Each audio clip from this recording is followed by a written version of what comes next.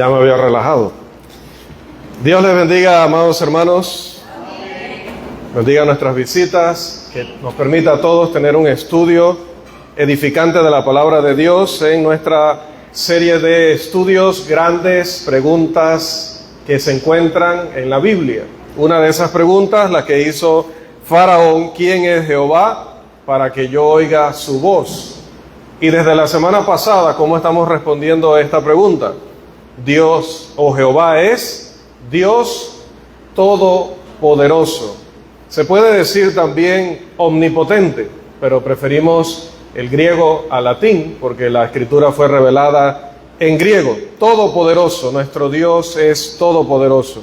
Al examinar pasajes sobre la esencia de Dios y específicamente sobre la omnipotencia de Dios o el Dios todopoderoso, vemos que, como dice Mateo 19:26, para Dios todas las cosas son posibles. Bien, y decíamos que si tan solo pudiéramos ver las cosas como las ve Dios, no nos debilitaríamos en nuestra fe. Si pudiéramos ver las cosas como las ve Dios, verdaderamente andaríamos detrás de la santidad y de la paz. Sí, el texto dice que hay que perseguir la paz y la santidad. También, si pudiéramos ver las cosas como las ve Dios, podríamos también entender qué es el pecado y todo el daño que hace, no solo a nosotros mismos, sino a todos a los que están a nuestro alrededor y al mundo en general. A través de los ojos humanos, Elías veía que estaba solo, pero ante los ojos de Dios había miles que se estaban conservando en santidad y fidelidad. ¿No habéis leído?, preguntó Jesús más de una vez. ¿No habéis leído? ¿No hemos leído nosotros sobre la majestad, sobre el poder de Dios, sobre lo que Él es capaz de hacer? ¿Por qué entonces a veces pensamos, hablamos y actuamos como si no lo supiéramos? Bien, vamos a continuar con este subpunto de nuestra clase, o más bien punto principal, la omnipotencia de Dios. Y hemos hablado ya, o hemos mencionado pasajes que hablan sobre la omnipotencia, y hoy vamos a hablar de pasajes que limitan o definen la omnipotencia de Dios. Ahora, vamos a empezar con preguntas, porque esto es una clase. Si Dios es todopoderoso, ¿por qué no puede hacer lo siguiente? Número uno, ¿por qué no destruye ya a Satanás? ¿Por qué piensan ustedes que Dios, si es todopoderoso, vamos a empezar, recuerden, nos planteamos la pregunta, no estamos dudando de su todopoder, estamos planteando solo una pregunta.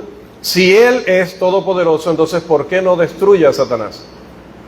Cuando un país tiene un enemigo que le está haciendo mucho daño, pues ese país se organiza y empieza a destruir a su enemigo. Tenemos casos ahorita mismo alrededor, en el mundo. ¿Por qué Dios no destruye el más grande enemigo que tiene en cuanto a los seres racionales, verdad? ¿Por qué no lo destruye? ¿Por qué piensan que no lo destruye?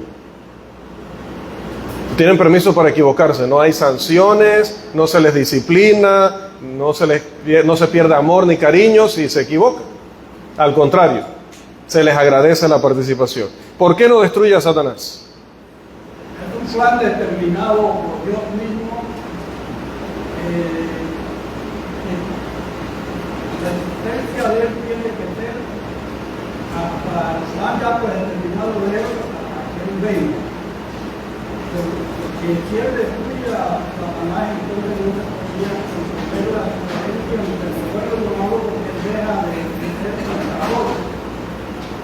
Una de las cosas en nosotros mismos es que nosotros comprendimos que en la vida aquella que llevábamos no agradaba a Dios, y hicimos la diferencia entre la tiniebla, luz, muerte, vida. Estas cosas se hacen a través de la existencia de Él. O sea, eliminarlo no daría entonces la oportunidad a otras personas para que aprendan y busquen a Dios como nosotros lo hicimos. O sea, es lo que dice Cortés, ¿verdad? Trasladado de la tiniebla a la luz. No se puede trasladar de luz a luz, no de tiniebla a luz. existe la muerte, existe la vida, existe lo amargo, existe la muerte, existe la vida, existe y así tantas cosas que hacen diferencia una de la otra, pero tiene que existir. No podemos quitar la noche del día, ni del día de la noche, ni la muerte de la vida, ni la vida de la muerte, hasta que no venga. Todas estas cosas que existen realmente en el plan de Dios, porque nos llevó a conocer a nosotros casualmente. Ella vive de tinieblas, por esa razón, a través de la palabra de que estamos hoy aquí nosotros y seguimos. No, o sea, no tendría, no sé cómo explicar, también es duro entender lo que quiero decir. Son temas complicados, de por sí son temas complicados, ¿verdad? ¿Por qué no destruye a Satanás? Pero ese no está dentro del alcance de nuestro tema hoy, estudiar sobre Satanás. Por lo que, vamos a ver, ¿por qué no destruye el dolor y el sufrimiento? Hay niños muriendo, personas muriendo de hambre, personas muriendo por la violencia o la maldad de otros, narcotráfico, crimen, todo tipo de males, incluso desastres naturales, muchas cosas que están cobrando vidas o están haciendo miserables las vidas de millones de personas. Si Él es todopoderoso, ¿por qué no elimina el dolor y el sufrimiento? ¿Por qué? ¿Por qué no lo elimina? No le dejen todo el trabajo al hermano Juan.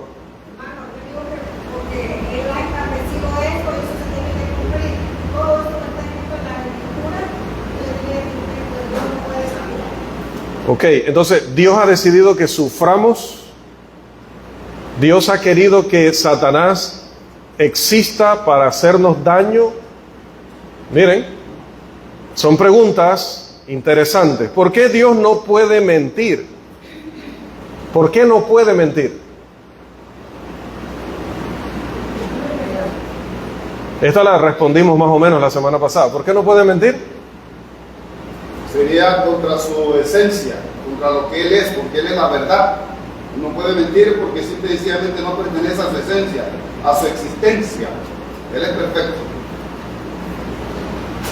¿Por qué el hombre no puede volar sin avión o sin que lo lancen, verdad? ¿Por qué el hombre no puede volar? ¿Por qué el hombre no puede respirar bajo el agua? Porque hacer eso va en contra de nuestra naturaleza. Ahora, como seres humanos, nosotros podemos hacer todo lo que un ser humano se supone que debe hacer o puede hacer. Está dentro de nuestra naturaleza. El fuego no puede mojar, ¿cierto? El fuego puede mojar, el fuego no puede mojar. Entonces, siendo ejemplos imperfectos, a una distancia infinita de Dios, pues hay una cosa que se llama la naturaleza. ¿Cómo la verdad va a mentir? Dice el hermano, ¿verdad? ¿Cómo la verdad va a ser mentira? Es un imposible. Mi hermana Juliana, ¿por qué no puede mentir Dios? No, la pregunta primera que... ¿Por qué no destruye a Satanás? Nosotros como seres humanos desde el principio conocemos todos, creo que todos, la mayoría de los que estamos aquí conocemos el plan de Dios desde el principio, porque desde que empezamos, los primeros rudimentos, Dios ha dejado al hombre con libre albedrío, ¿cierto? Dios ha dejado que cada uno pueda discernir el bien y el mal. Sabemos lo que causa Satanás y sabemos lo que es bueno. La decisión es nuestra. Si Él lo quita, lo puede acabar, tiene el poder para hacerlo. Pero Él nunca ha querido que obligatoriamente un hijo, un siervo, un cristiano decida, sino que vemos, definitivamente tenemos el entendimiento para discernir qué deberíamos escoger. Él puede estar entre nosotros sabemos cuál es lo bueno y lo hacemos, y cuál es lo malo y también lo hacemos. Lo que causa daño lo hacemos. Entonces, como si no pudiéramos discernir ciertamente lo que hemos entendido. ¿Alguien está obligado aquí hoy? Adolescentes, digan la verdad. ¿Alguien está obligado aquí hoy? Nadie está obligado, hermanos. Vendremos a adorar a Dios y hacer la voluntad de Él, así nada más vengan 2 personas o una persona más. Nadie está obligado a seguir a Dios. Todas estas preguntas son formuladas por aquellos que no creen en Dios y no las vamos a responder hoy, lo lamento. Pero también a veces estas preguntas preocupan, angustian a los que sí creen en Dios y creen en su poder. Ahora, definitivamente la Escritura enseña que hay cosas que Dios no puede hacer. Nosotros deberíamos estar claros en eso a estas alturas, pero en caso de que no, vamos a Habacuc, capítulo 1, versículo 13. Un hermano o hermana que por favor nos declare que nos va a colaborar con esa lectura. Habacuc 1:13, por favor. Habacuc 1:13, dice hermano. Primero déjenme recordar dónde queda Habacuc. Hermano Didiel. Luego un hermano o hermana que nos lea 2 de Timoteo 2:13. ¿Quién? 2 de Timoteo 2:13. Gracias, hermano Carlos. Otro hermano u hermana, Hebreos 6:18. Hebreos 6:18. ¿Quién nos hace esa lectura, hermano Rafael? Tito 1:2. Tito 1:2. ¿Quién nos ayuda con esa lectura, por favor? Recuerden que el tiempo anda a caballo y nosotros a pie. Tito 1:2, hermano Anthony. Y ya voy directo. ¿Alguna hermana que nos lea Santiago 1:13? ¿Una hermana? Hermana Severina, muchas gracias. Santiago 1:13. Bien, Habacuc 1:13, 2 de Timoteo 2:13, Hebreos 6:18, Tito 1:2 y Santiago 1:13. Vamos con Habacuc 1:13, por favor. Muy limpio eres de ojos para ver el mal, ni puedes ver el agrado. ¿Por qué ves a los menospreciadores y callas cuando destruye el impío al más justo que él? Dice que Dios no puede ver el mal. 2 de Timoteo 2:13. Si fuéramos infieles, Él permanece fiel. Y si no, Él no puede negarse a sí mismo. No puede negarse a sí mismo. Hebreos 6:18. Para que por 2 cosas inmutables, en las cuales es imposible que Dios mienta, tengamos un fortísimo consuelo los que hemos acudido para asientos de la esperanza puesta delante de nosotros. Es imposible que Dios mienta, no puede mentir. Tito 1:2 refuerza esta misma idea. En la esperanza de la vida eterna, la cual Dios, que no miente, prometió desde antes del principio de los siglos. No miente, pero es que no puede. Y finalmente Santiago 1:13. Cuando alguno es tentado, no diga que es tentado de parte de Dios, porque Dios no puede ser tentado por el mal, ni él tienta nada.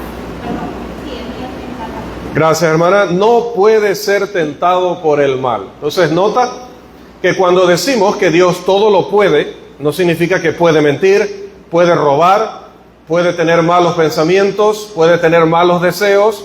No estamos diciendo que Dios puede hacer todo lo bueno o malo, o que Dios va a hacer cosas innecesarias. ¿Recuerdan eso? La ley de la parsimonia. Él nunca va a hacer algo que no sea verdaderamente necesario. Él no hace algo deficiente, ni tampoco se pasa de eficiencia hasta hacer algo que no era necesario, que sobra. Jamás, porque todo lo hace perfecto. Por eso es Dios. A la luz de estos pasajes anteriores, también podemos, si creemos que Dios existe, y lo creemos, si creemos que su palabra es verdadera, y lo creemos, también podemos concluir que Dios no puede salvar a un hombre que no obedece su palabra revelada. Sí, porque también surge aquella pregunta, ¿qué pasa si una persona allá en Oceanía, en una de esas tribus que no han tenido contacto con la civilización, nunca han leído la Biblia?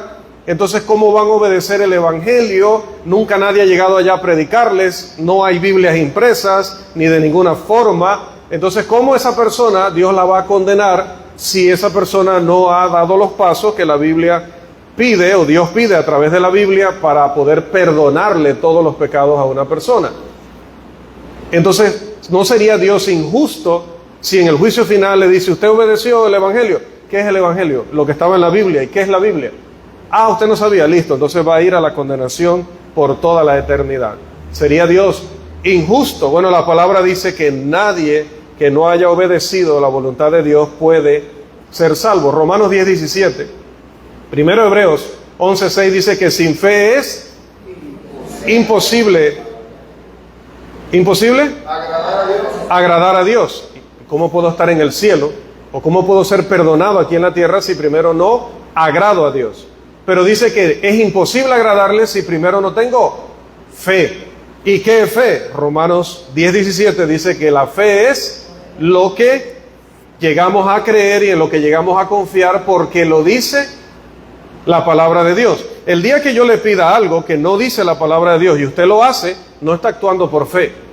Usted está haciéndolo porque yo se lo dije y usted quiere hacer lo que yo le diga. Pero en las religiones engañan a las personas porque las personas hacen lo que el hombre dice sin verificar si verdaderamente Dios lo está pidiendo. Usted siempre tiene que verificar.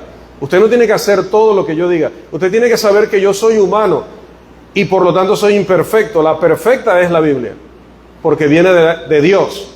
El perfecto es Dios. Yo soy imperfecto. Yo puedo tener malas intenciones.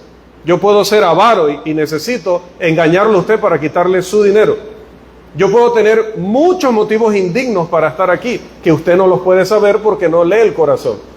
Pero usted lo que tiene que estar es como los de Berea, Hechos 17:11. ¿Qué hacían ellos? Verificaban a diario las escrituras para ver si estas cosas eran así.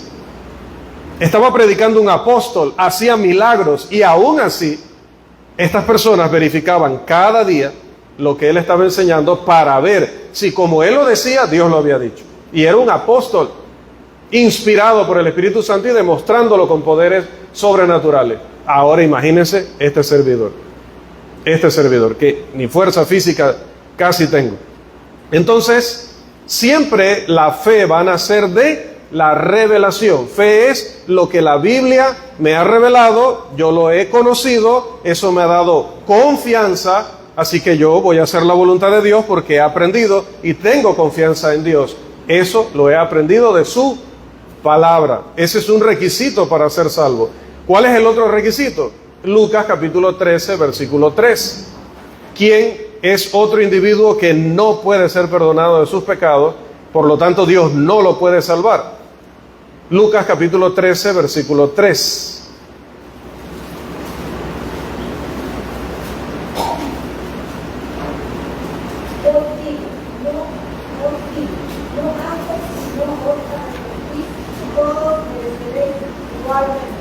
Bien, Dios no puede salvar a una persona que no ha mostrado fe. Tampoco puede salvar a una persona que sí cree que la Biblia es la palabra de Dios, cree que Dios existe, pero, y es pecador, como todos, por cuanto todos pecaron, dice la Escritura, es pecador, pero no está interesado en cambiar. El arrepentimiento involucra un cambio en nuestra manera de pensar que automáticamente va a cambiar nuestra manera de hablar, va a cambiar nuestra manera de actuar, va a cambiar nuestra dirección. Pero algunas personas dicen, yo ya tengo decidida mi forma de vida y me voy a mantener ahí porque me parece que es la correcta o así me gusta. Esa persona no puede ser salva. Una persona que no se ha arrepentido no puede ser salva. Si una persona entrara en el agua del bautismo por dinero, por amor sentimental, por cualquier otro motivo, porque lo obligan sus padres, por presión de su pareja, y no está realmente comprometiéndose con Dios a abandonar sus pecados para vivir una vida nueva, no puede ser salvo. Lo podemos sumergir allí, incluso en agua de esta purificada, de esta filtrada. Podemos cantarle, podemos orar, podemos hacer todo, pero si él ha entrado y salido del agua por cualquier otro motivo que no es el arrepentimiento, no puede ser salvo. Dios no le puede perdonar. Tampoco Dios puede perdonar a una persona que no haga lo que él ordenó en Romanos. Volvemos a Romanos, capítulo 10, versículos 9 y 10. Romanos 10, 9 y 10. Hasta de memoria podríamos citarlo, ¿no? Ya pasamos por aquí la mayoría. Romanos 10, 9 y 10.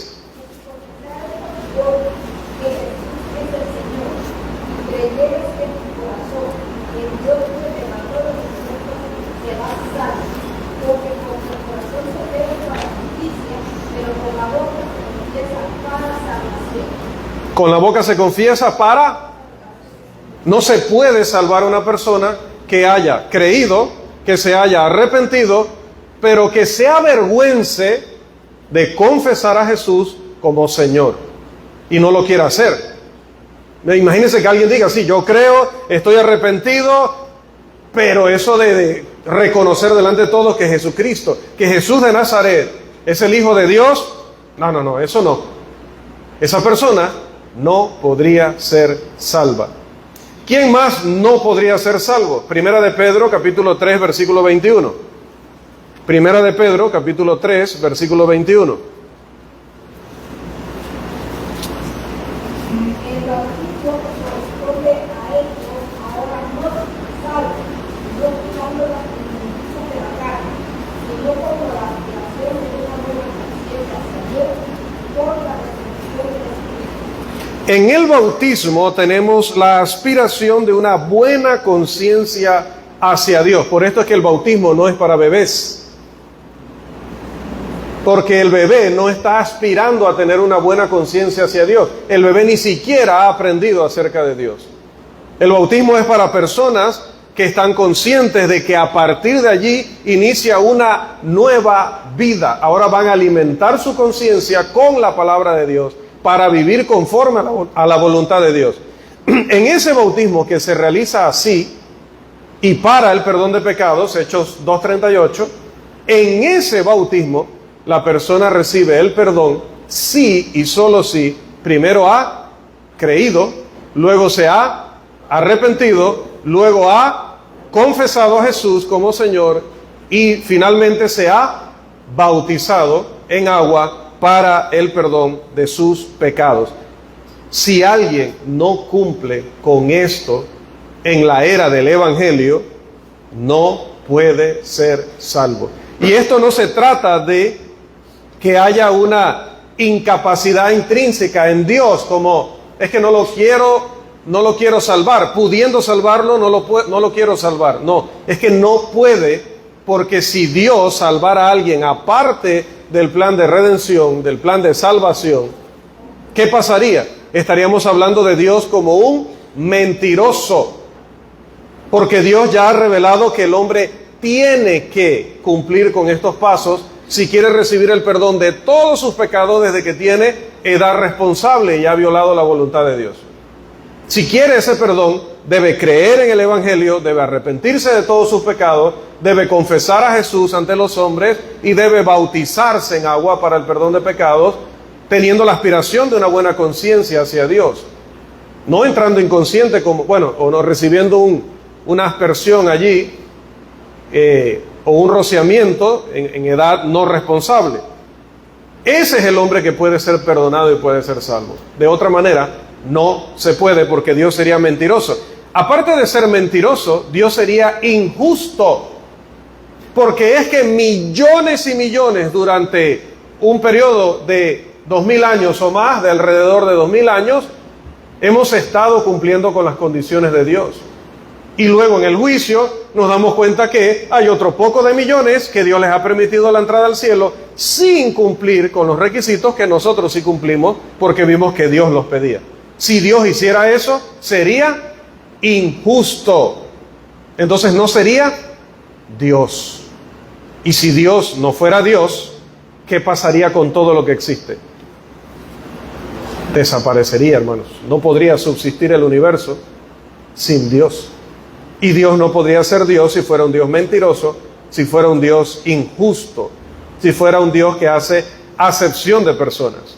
Además, otra cosa, Dios nos ha dejado un modelo de adoración. Nosotros no venimos los domingos aquí a hacer lo que nos nace del corazón. Yo creo que hoy podemos hacer esto, podemos hacer aquello y Dios lo recibirá. No funciona así. Precisamente Dios ha dejado la revelación de su voluntad porque quiere que hagamos las cosas según Él lo ha revelado. Por lo tanto, cuando aquí oramos, cuando aquí cantamos, cuando participamos cada semana de la Cena del Señor, cuando ofrendamos, cuando escuchamos su palabra, cuando se predica primero y luego nosotros escuchamos reverentemente, lo hacemos porque así lo ha pedido Dios. Ese es un modelo que ha dejado Dios y que la iglesia debe respetar a través de los siglos. No podemos venir aquí, hermanos, a poner una película. En lugar de dar la palabra de Dios, mejor vemos la pasión de Cristo. En lugar de dar la palabra de Dios, vamos a hacer un drama aquí. En lugar de dar la palabra de Dios, hacemos un drama. Y ya, despedimos todo, aplaudimos, despedimos y nos fuimos. No podemos hacer eso, porque hay un patrón, hay un modelo que Dios ha dejado. No podemos recoger diezmo para hacer rico al predicador, porque el diezmo pertenece a un modelo del Antiguo Testamento que ya no está vigente en el nuevo pacto de Jesucristo.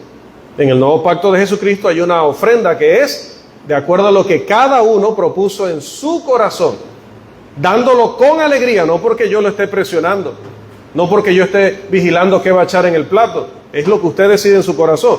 Pero hay una ley ahí, dice, sí, ya no es ese 10%, pero recuerda que el que siembra generosamente, cosecha generosamente. Eso se da hasta en la ley natural. Y el que siembra escasamente, escasamente también va a cosechar. Luego, todo esto no va para los bolsillos del predicador. Dice que la ofrenda es para las necesidades y para el trabajo que hacemos todos los santos. Cualquiera de ustedes que enferme, cualquiera de ustedes que quede sin alimentos, cualquiera de ustedes que tenga una necesidad que no puede cubrir, pues allí está el plan y el modelo de Dios. Yo no puedo cambiar eso. Entonces, si Dios nos ha dejado un modelo de adoración, Dios puede anular su modelo para salvar a personas que no quisieron sujetarse a ese modelo. Si nosotros empezamos a practicar cánticos aquí con instrumentos musicales, aunque Dios tampoco lo ha incluido en el modelo del Nuevo Testamento, Dios me va a salvar de todas maneras, anulando su propia voluntad, de que quiere fruto de labios, no de guitarra, no de pandereta, no de órgano, no de piano, fruto de labios. Dios quiere canto. La guitarra no puede cantar, cantamos nosotros. Si cambiamos el modelo para complacernos a nosotros y para atraer más personas, ¿Dios me va a salvar? No puede, porque si Él anula su modelo de adoración, volvemos a que sería un mentiroso y volvemos a que sería injusto. ¿Qué más no puede hacer Dios? Romanos 2:11. Dios no puede hacer acepción de personas. Dios, hermanos, no va nunca a decirnos, vayan y predíquenle solo a los de este color de piel. Vayan y prediquen solo a los que tienen cierto estatus social o cierto nivel financiero. Vayan y prediquen solamente a los que hablan tal idioma o pertenecen a tal partido político u organización humana. ¿Qué nos ha dicho Dios? Porque no hay excepción de personas para con Dios. Y cuando nos ordenó predicar el Evangelio, ¿qué nos dijo? Ir por todo el mundo. Por todo el mundo, por todas las naciones, predicándole a toda criatura.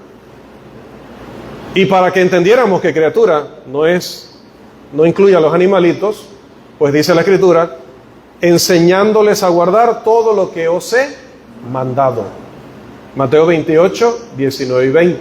Por lo tanto, son personas en edad responsable que pueden ser instruidas luego de en su bautismo y luego de su bautismo en toda su vida cristiana.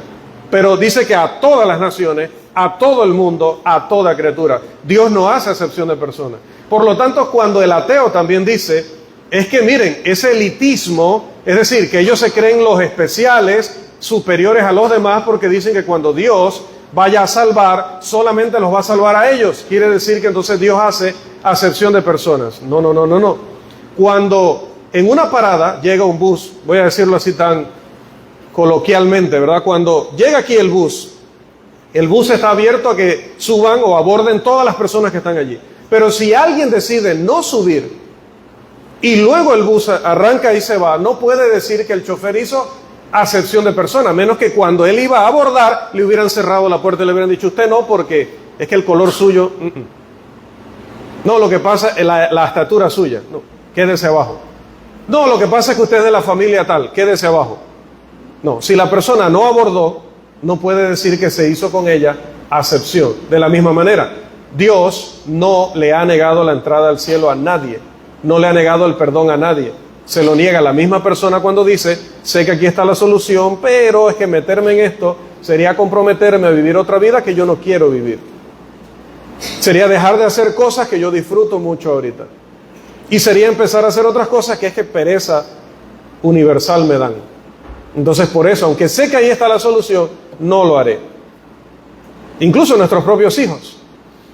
A veces ya tienen toda la información que necesitan, tienen el conocimiento, tienen el ejemplo, pero no se quieren comprometer con Dios.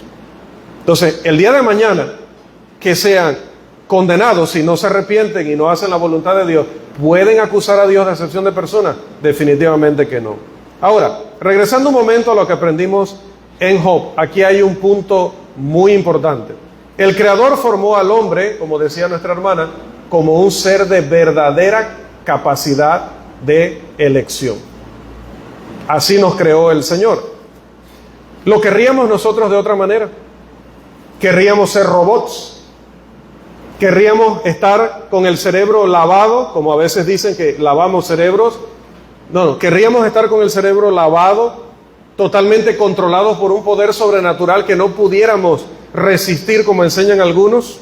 ¿Seríamos felices siendo eso, hermanos? Programados mecánicamente para hacer de manera obligatoria la voluntad de Dios. ¿Cómo honraría eso al Todopoderoso? No lo honraría de ninguna manera.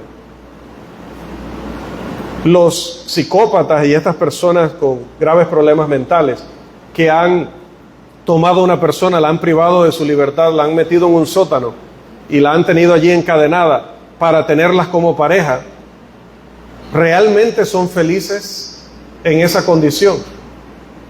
Oyéndola a esa persona gritar, pidiendo su liberación, viendo que todo es absolutamente forzado, viendo que hacen su vida muy miserable, que esa persona prefiere hasta morir para no continuar en esa condición.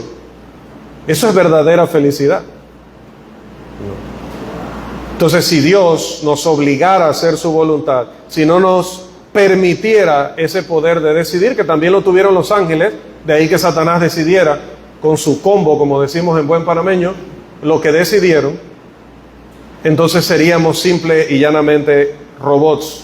Entonces, si Dios nos concede la capacidad de decidir, Él no va a bloquearla. Él no va a intervenir de manera sobrenatural. Así como no nos va a dar a los predicadores, como a veces se ora, dele al hermano palabras sabias. Bueno, hablará palabras sabias si habla la palabra de Dios. Si empieza a hablarlas de él, seguro se equivocará. Si no ha estudiado, seguro hasta explicará mal. Dirá palabras que no ayudan al tema. Dios no va milagrosa o sobrenaturalmente ponerme en mi boca palabras. La palabra se pone en mi boca cuando yo estudio la palabra y vengo aquí y comparto la palabra. Entonces hablaré palabra sana, perfecta, palabra de edificación, pero tengo que basarme en la palabra de Dios. La libertad de elección, por lo tanto, para seres finitos como lo somos nosotros, requiere la posibilidad de decidir en una dirección o decidir en la contraria. Una dirección va a ser, como explicaba nuestra hermana, buena. ¿Cómo sabía usted que seguía eso ahí en él? Que seguía una dirección buena, y la otra, si es la contraria, tiene que ser lo malo. Entonces, ¿es culpa de Dios darnos esa capacidad? No, porque Dios es todopoderoso, pero Dios también es justicia y Dios es amor. Entonces no nos va a imponer nada porque Él no quiere que seamos robots, Él quiere que lo amemos. Como dijo el predicador en una ocasión, Él no quiere soldados y robots, Él quiere o siempre quiso una familia. Y aquí estamos. Amén. Aquí estamos para su gloria y gracias a su amor. Amén. Aunque Dios es omnipotente, todopoderoso y eterno, no hará nada nunca en contra de su naturaleza. Nunca. Porque no puede. Y no hará nunca nada en contra de su palabra. Porque no será mentiroso ni será injusto. Entonces, no esperemos una misericordia que no sería misericordia. No esperemos una oportunidad que no vamos a recibir. Hagamos la voluntad del Dios Todopoderoso ahora. Hermanos, Faraón no quiso y después se arrepintió cuando se dio cuenta cómo Dios humilló a todos y cada uno de sus dioses falsos. En cada plaga, Dios le demostró a Faraón que no había Dios confeccionado por el hombre que pudiera siquiera competir con el verdadero Dios. Entonces no permitamos nosotros que en nuestra vida nada reemplace la voluntad de Dios, porque solo a través de su voluntad revelada tenemos salvación. Que el Señor nos bendiga.